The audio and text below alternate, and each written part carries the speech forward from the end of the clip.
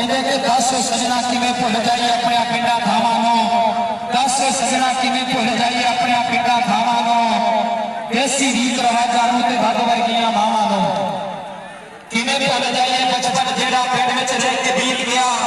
हार गया साडा पंजाबी विरसा बारे फैशन जीत गया। कहते निक्के निक्के होंदे सी मां ने उठाना कंन दे उत्ते फड़ के दी ले पुत्रा फड़ कहदा आ मसीह फड़ के दी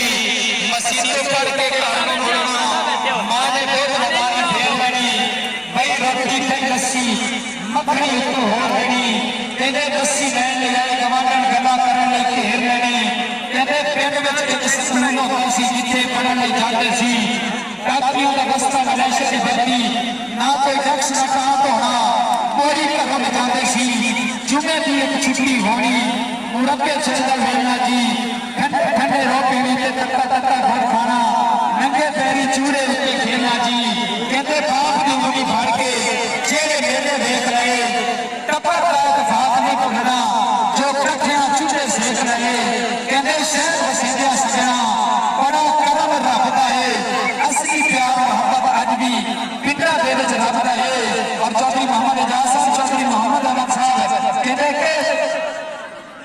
बड़ी मेहरबानी करनी मोहब्बत का। और चौधरी मोहम्मद एजाज साहब जो अज के मैच के लाइव कवरेज साडे हर